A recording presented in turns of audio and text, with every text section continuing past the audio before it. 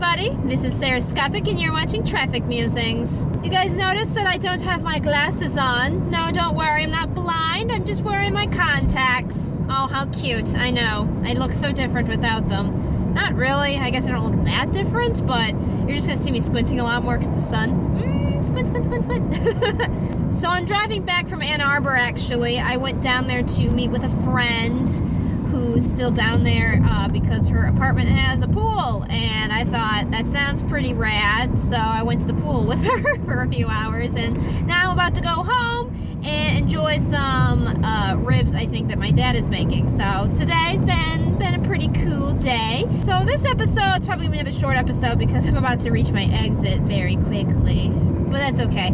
I just wanted to tell about the time about my adventures with the water. So when I was younger, I kind of wanted to be a mermaid. I think you guys know that from like episode 3.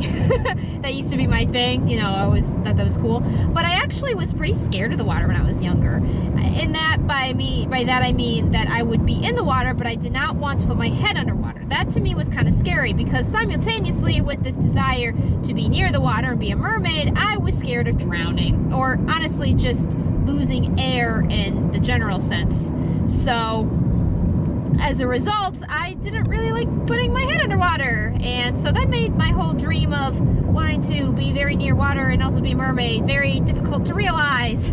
I actually had to go through some swimming lessons because my parents both felt that swimming lessons were extremely important. We have a cabin up north, which is part of the reason I think that they were so determined to make sure that my brother and I knew how to swim. The problem was that my brother took to swimming very easily, and I did not. I was a terrible swimmer.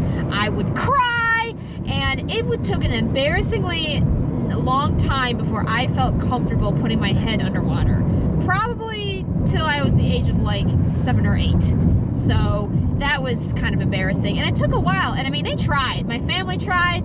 Family friends that were at pool parties tried. They would do things to try to get me to go underwater, and it worked. I mean, after a while, it took a while, but it worked. I eventually felt very comfortable. I still don't go underwater tons. Like, my main issue is the water up my nose. I really don't like that, and that was something that they really couldn't help fix because I would wear nose plugs a lot when I was younger. That was like my coping mechanism for when I would go underwater, is I would have nose plugs. But of course, nose plugs don't really seem like a great idea to have when you're, you know, in high school in your 20s, and so I would do away with that. I would still sometimes wear goggles because that was more accepted, but nose plugs, who needs nose plugs?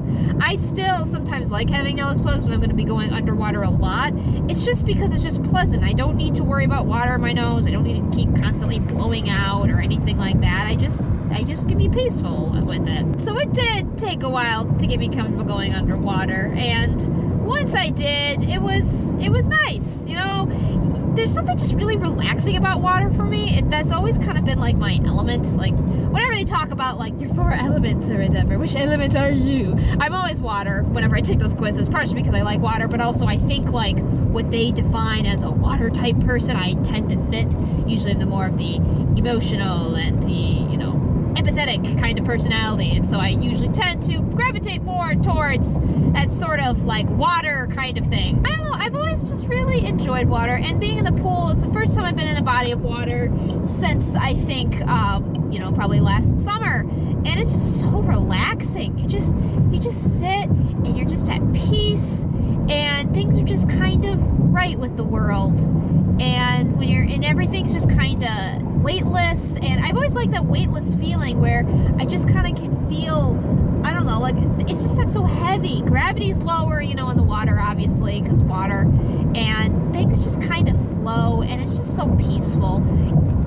The only thing I don't like going on the water is I am terrified about getting sunburned. So the problem is that when you're in the water, you don't really notice when your skin's burning. And so my friend and I, we are both pale as a ghost, and so we were lathering up the sunscreen. I actually probably lathered up more sunscreen than I ever do. I just was because I was so paranoid because it was so hot and sunny today. So I really lathered more than I needed to, but that's okay. Better safe than sorry. I never want to deal with that. It's funny, talking about suntan lotion, I'm one of those people that I've never really tanned. I really don't tan. In order for me to tan, I have to burn. Once I burn my skin, then I will look tan, and so it's just not worth it because that's bad for you. You don't want to do that. So I just very often just, lather up the sunscreen and such. But it's so funny because once I do get the sunscreen on, I probably didn't need to lather as much as I did because my skin's pretty good. Once you put the sunscreen on, I can last a pretty decent amount of time in the sun, which is really nice. I just get a little sun-kissed on my cheeks or whatever, but whatever. That just shows I'm healthy, I guess. But there was this one time, oh my goodness, I've only really been badly sunburned, and this was bad sunburn once. I've been sunburned a few times in my life, not once a year, but maybe once every other year I have been sunburned, and I've done better about it, been more conscientious about it. But there was one time I was with an old friend of mine and with her mom, and there's a pool that they like to go to, and so I went with her. And her mom, for whatever reason, just didn't think about it and did not put sunscreen on us.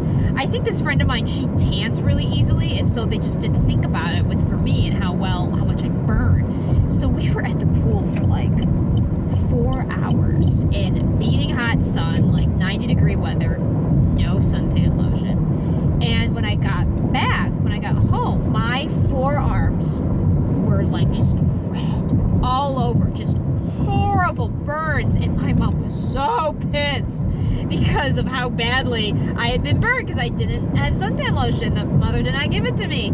And for the next year, it honestly looked like I had 2 different skin tones on my skin. And I'm not just saying that I was tan and white. No, I mean I looked like it was honestly 2 different skin tones. It was very pale on my underarm, about this pale, and on my forearms, on the top of my arm, they were a darker brown, a darker tan. And for the whole year, it took until the next summer for it to completely heal. It was that bad. I am amazed that it didn't get worse from how bad that was. That was probably the only year, I forget how old I was when that happened, but that is probably, sorry, bright sun guys, that is probably the only year that I ever had looked like I had a tan, because it looked kind of nice. It was a nice golden tan color, but like I said, didn't look right. It was burnt skin. But ever since then, I've been trying to stay careful. I don't want skin cancer, so I lather up.